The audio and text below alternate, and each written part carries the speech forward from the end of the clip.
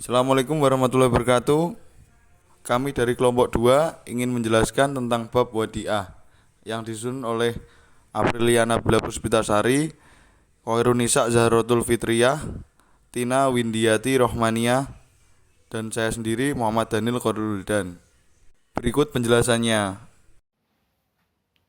Seperti yang kita ketahui, Islam adalah agama yang sangat sempurna. Bisa dikatakan agama yang bersifat universal dan komprehensif. Islam adalah agama yang sesuai dengan waktu dan tempat, yang berarti mencakup seluruh aspek kehidupan, baik itu dalam bermuamalah maupun beribadah. Sedangkan yang dimaksud dalam bidang muamalah sendiri mempunyai arti yang cukup luas. Wadiah adalah salah satu istilah dalam muamalah Islam yang artinya titipan. Titipan ini harus dijaga dan dikembalikan kapanpun ketika si penitip menghendakinya. Konsep wadiah masih digunakan dalam sistem ekonomi syariah kontemporer dengan penyesuaian perkembangan zaman. Pengertian yang lebih jelas dari al-wadiah adalah titipan murni dari satu pihak ke pihak lain, baik individu maupun badan hukum, yang harus dijaga dan dikembalikan kapan saja si penyimpan menghendakinya. Barang titipan dalam fikih dikenal dengan sebutan wadiah. Menurut bahasa, wadiah ialah sesuatu yang harus ditempatkan bukan pada pemiliknya supaya dijaga, atau mawudiya inda ghair malikihi la yahfazuhu, berarti bahwa wadiah ialah memberikan. Makna yang kedua wadiah dari segi bahasa adalah menerima, seperti seseorang berkata, audatubu, artinya aku menerima harta tersebut darinya, atau habiltu minhu zalika al-maliya kuna wadiah indi. Secara bahasa, wadiah memiliki dua makna, yakni memberikan harta untuk dijaga dan pada penerimanya.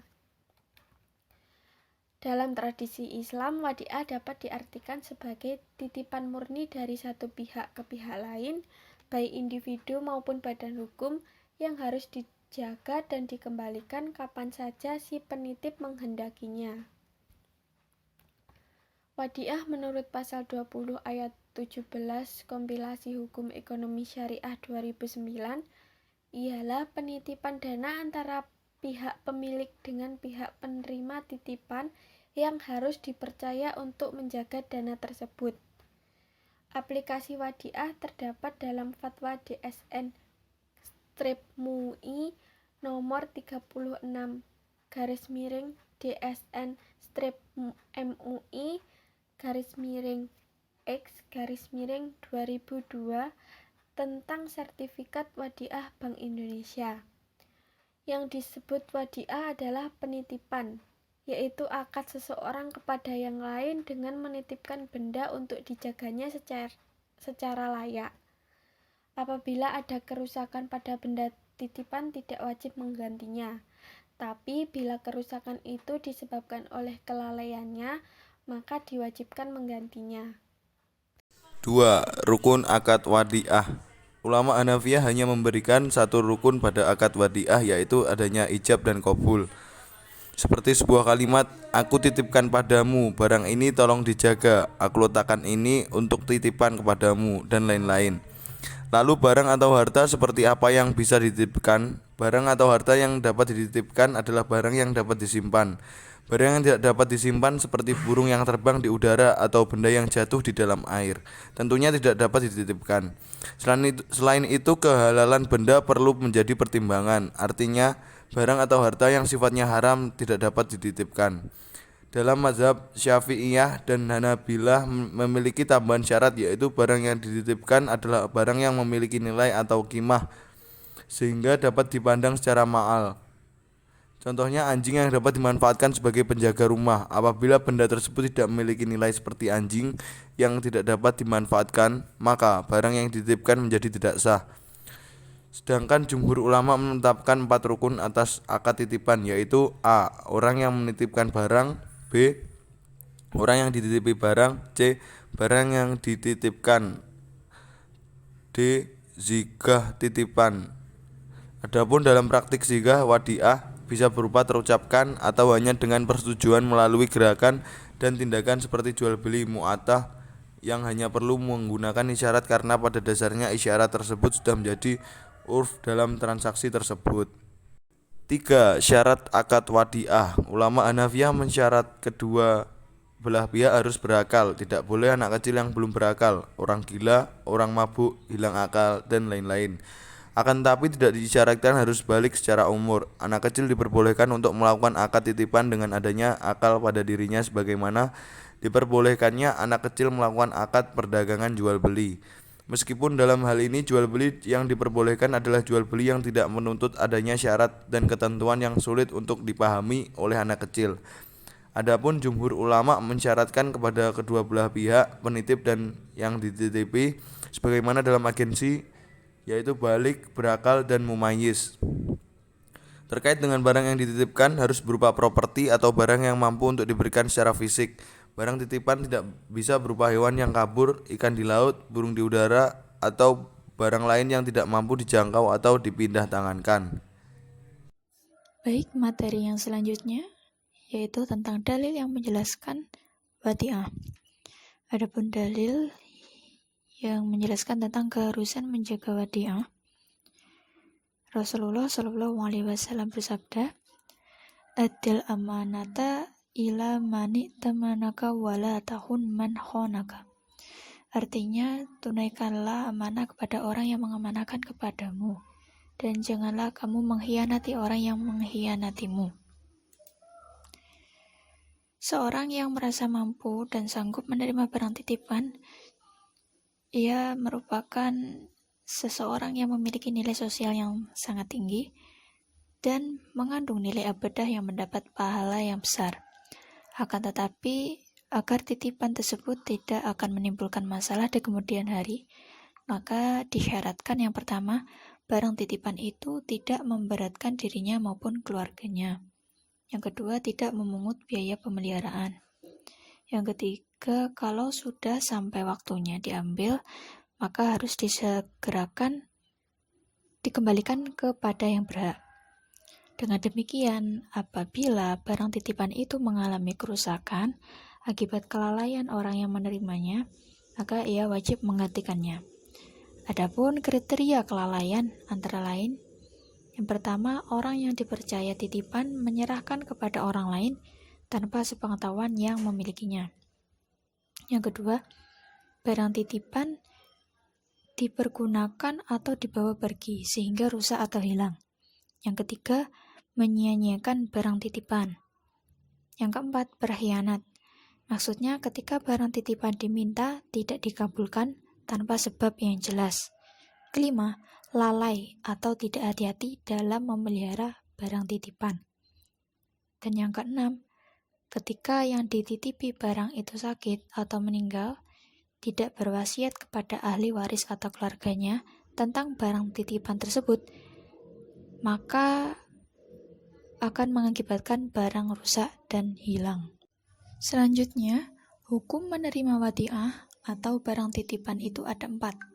Yang pertama, sunnah, yaitu bagi orang yang percaya pada dirinya bahwa dia sanggup memelihara dan menjaganya, menerimanya bila disertai niat yang tulus ikhlas kepada Allah.